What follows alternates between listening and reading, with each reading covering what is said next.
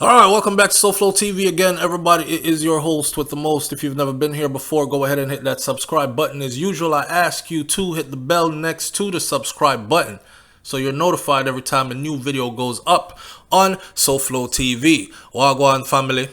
Alright, so a psychotherapist in Britain was a picture of frustration as she spoke to the Jamaica Gleaner 5 hours before a charter flight with deportees, including her partner, was due to take off at Birmingham Airport in the United Kingdom, UK, headed for Kingston, Jamaica. So I'm doing this follow-up because we just recently told you that another flight was on its way out of the UK, and then we got word the day that the flight was supposed to take off that people stormed the tarmac, blocked the way, all kind of one whole heap of something happened. So we're trying to get some straightening on that. All right.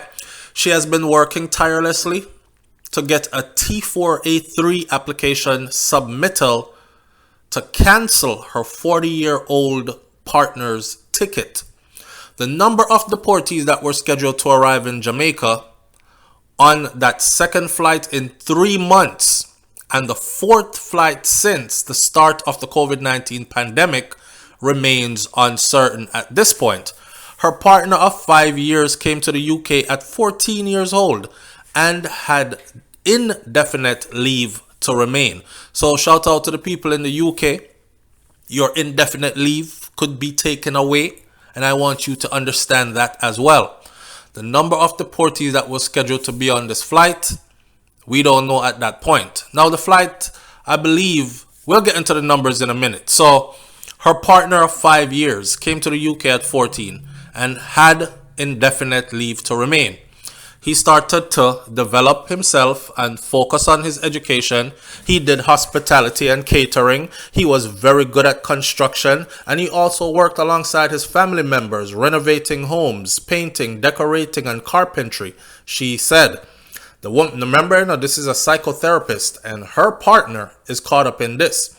The woman explained that her spouse played the role of a father to her own 15-year-old son, as his father had undergone a double bypass heart surgery and became a double amputee, and they eventually separated.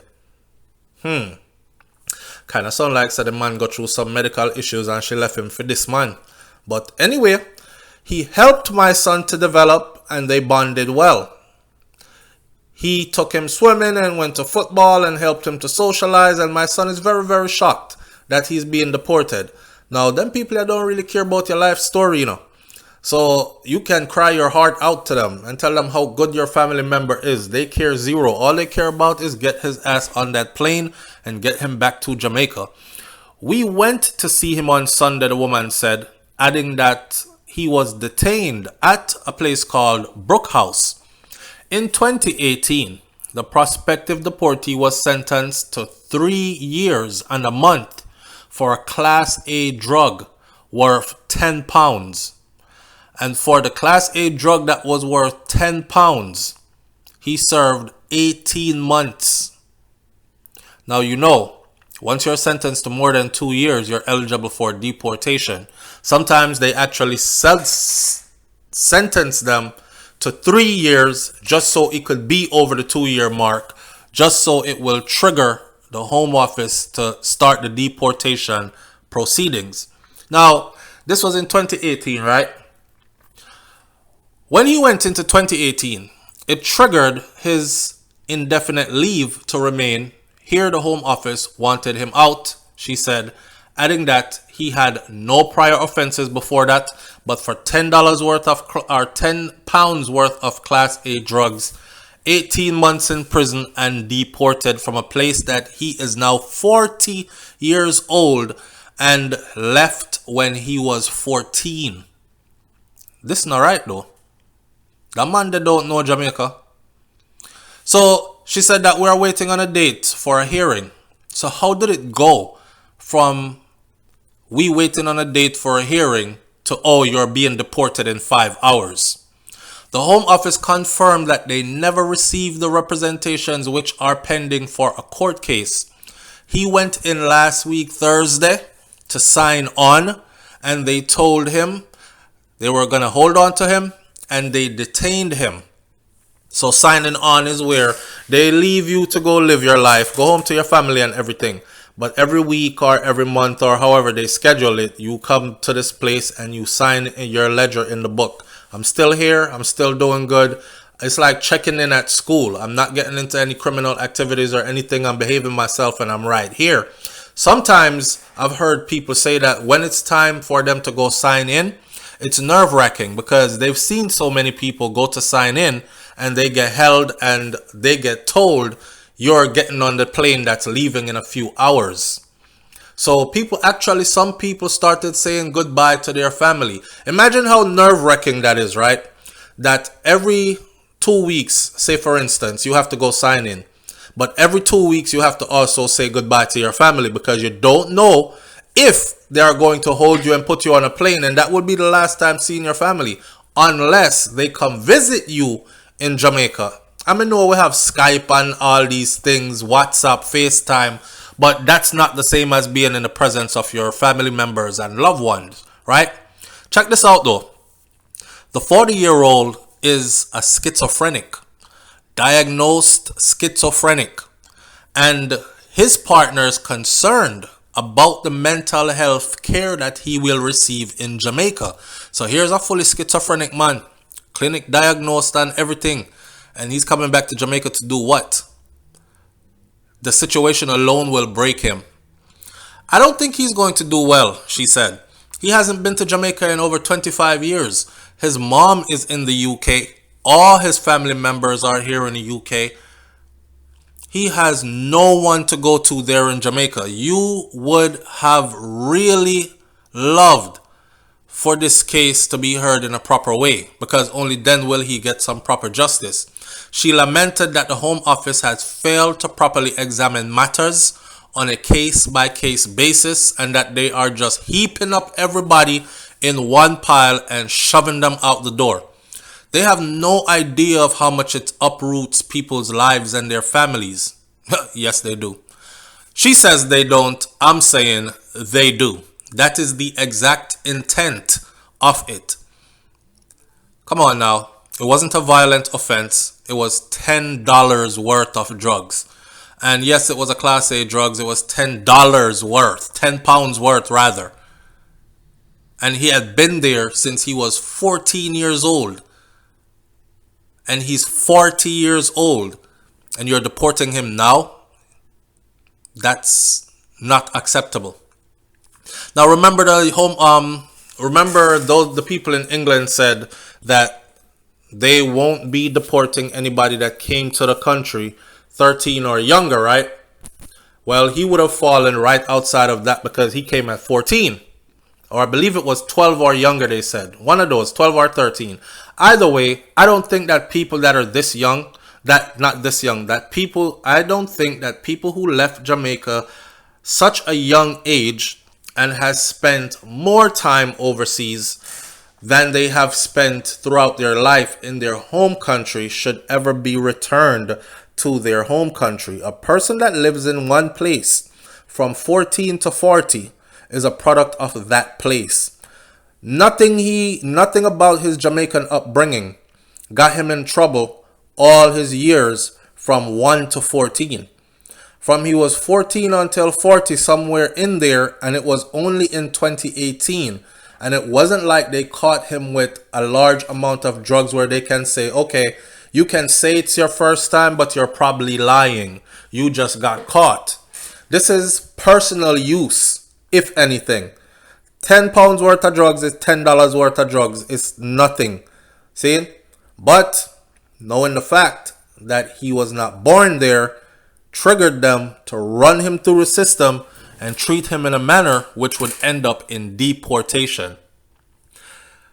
Chairman of the Windrush National Organization, Dr. Desmond Jodu, told the Gleaner that the passenger numbers on the flight have been cut, as has happened with previous deportations. You know, they always put out and say like 70 deportees coming in from the UK on a flight, on a charter flight, being deported, right? And then by the time the plane gets to Jamaica, it's like 7 people on it. So we're asking, where is the other 63 people, and so on and so forth. I think this also is a psychological game. Put you on a plane, take you back off the plane. Put you on the next plane, take you back off the next plane. Put you on the next plane is kind of like the same thing, to keep the family on edge, on easy, not settled mentally. Imagine going to sign in, like I said, and every time you're going, you're like saying goodbye to your family. And every time you go, they let you back out. You're wondering, when is the day they're going to snatch me up and don't let me out? Now, as far as we are, people have been removed from the flight, said the attorney. I know for a fact, well, not the attorney, said the chairman of the Windrush National Organization, Dr. Desmond Jadu. He said that as far as we are aware, people have been removed from the flight. I know for a fact that a couple of my cases have been removed, and I know of others from others that have been removed. We're also receiving reports of a COVID-19 outbreak at the Colnbrook Immigration Center. This should be a huge concern for Jamaica, because if they're sending people back COVID positive, then you're going to, but I know people are going to say, yes, SouFlo, but Jamaica gets some money to foot the bill so they can rehabilitate their own people, take care of their COVID, whatever. Not if you lock me up in a building with a bunch of COVID positive people and then lock me on a plane for a long plane ride with a bunch of COVID positive people, and I end up reaching home COVID positive when I wasn't before. That's inhumane. It's wrong. Period. Someone detained has been reportedly diagnosed with the COVID-19. Jadu said that one of the persons removed arrived in the UK at 4 years old.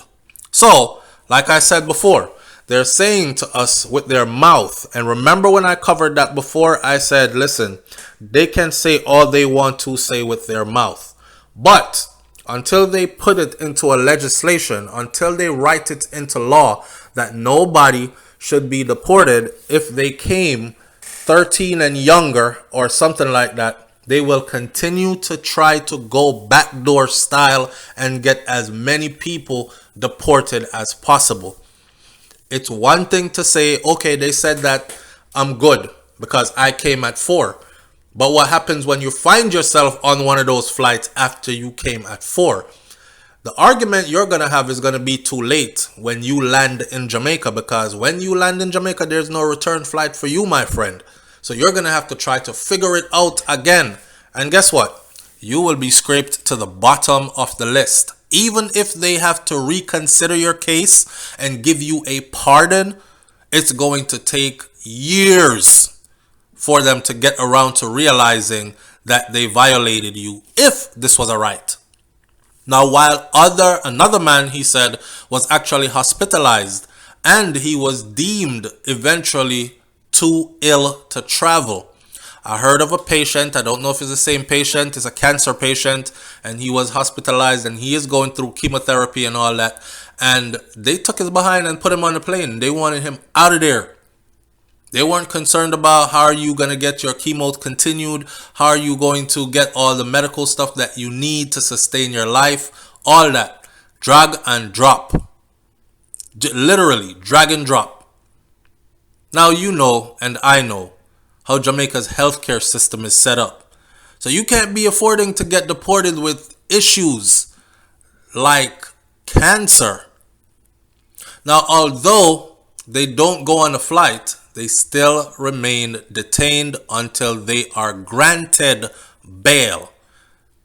The UK Civil and Immigration Rights Group Movement for Justice tweeted on Tuesday that it has been in contact with 33 detainees, 23 of whom have been taken off the flight, including 4 that had no convictions.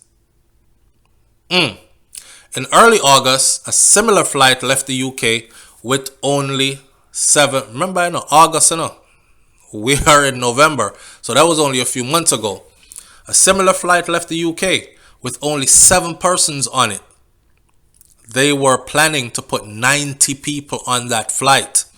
Last-minute legal challenges and vigorous campaigning by human rights groups won them, the majority of the detainees, the right to stay and to get off that flight.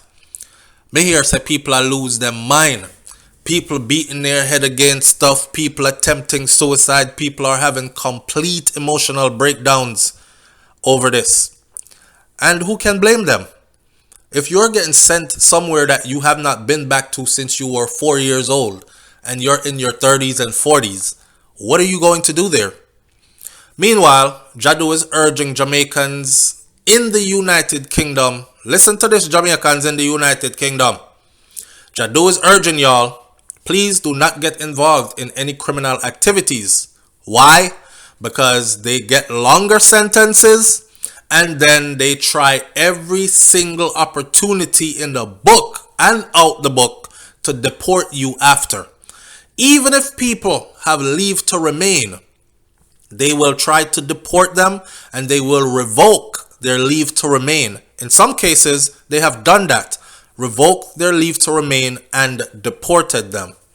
In July, the UK Guardian reported the data that suggested that Jamaicans were being disproportionately targeted for deportation from the UK.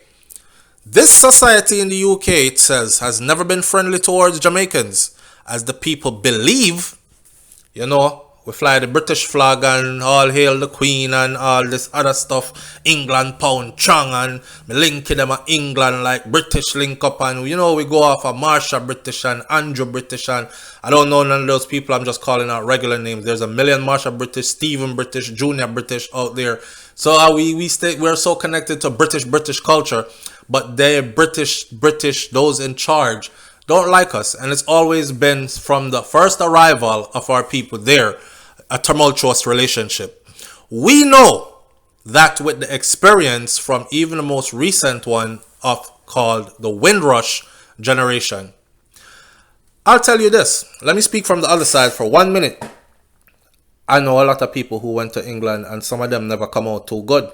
They took the worst of themselves to England with them. And I stand by my message again. I was over there in the UK and I saw them. And even though this was quite a while back, I've been told by people who I'm still in contact with that nothing not changed. It's still the same thing.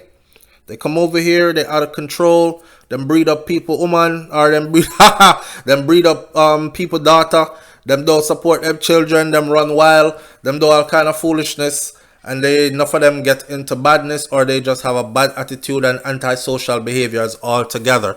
Not good for England. Those are the ones that we say, kick them out. If they came there as grown-ass people, then they already know what the risk is. They already know what sufferation is backyard if they're coming from sufferation. So if they're not there to maximize whatever opportunities are provided for them, send their ass back to Jamaica, yes, and let somebody who will maximize the opportunity and shine on the world stage representing Jamaica be afforded the opportunity to do so. That is all me I say. I still think, though, that it's pure wickedness to take somebody who's left home from 4 years old and now you're sending them back at 40, or left home from 14 and 15 or 13 and now you're sending them back at 57. That don't make no sense at all. All right, leave your comments in the comment section below. Tell me what you think about this one, and I'll catch you on the next video. The deportation planes keep on coming, but it seems like these groups, these advocate groups, are really putting in the work. So big up to them, because they're saving families and they are literally saving lives. I'm out. Peace.